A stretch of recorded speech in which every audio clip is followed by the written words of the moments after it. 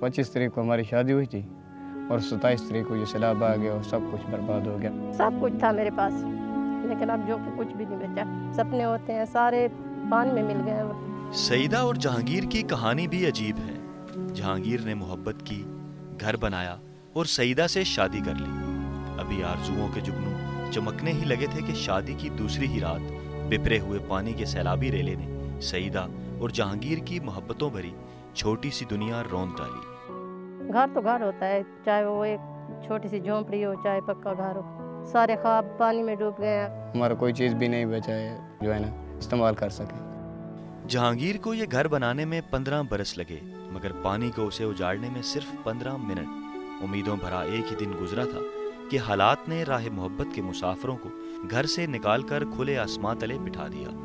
जहांगीर और सईदा को अपनी मोहब्बतों पर भरोसा है, मगर कल किसने देखा है। अभी फिर हम मजदूरी वगैरह करेंगे और पता नहीं बनेंगे या नहीं बनेंगे। ये कमाएंगे, मैं संभालूंगी, इंशाल्लाह हमारा घर फिर से बन जाएगा। सईदा के जहेज का सारा सामान पानी की नजर हो गया। माँ ने कितनी मेहनत और मोहब्बत से उसके लिए एक एक चीज इकट्ठी की। जेवर, कपड़े, बर्तन, सिलाई मशीन और वॉशिंग मशीन, सब कुछ ही तो था उसके पास, मगर अब नहीं।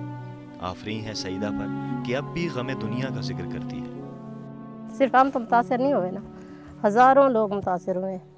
सिर्फ मेरा जहेज भी नहीं चला गया, हज़ारों लड़कियां और की भी चले गए होंगे। ये वैलेंटाइन डे का कार्ड जहांगीर ने सईदा को मंगनी के रोज दिया था, और ये अंगूठी सईदा ने जहांगीर को।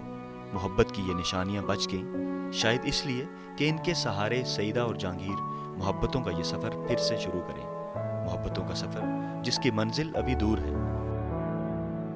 मोहब्बत ऐसा दरिया है कि बारिश रूठ भी जाए तो पानी कम नहीं होता, मगर यहाँ बारिश रूठी नहीं बल्कि इस कदर बरसी कि सईदा और जहांगीर का सब कुछ बहा कर ले गई। नई ज़िंदगी का सफ़र शुरू करने वाले सईदा और जहांगीर अब भी पुरज़म हैं कि वो अपने सपनों का महल फिर से तामीर करेंगे। कैमरामैन काशिफ बाजवा के साथ फयाज़ राजा, समा, बस्ती जोक माछियाँ, डेरा इस्माइल खान।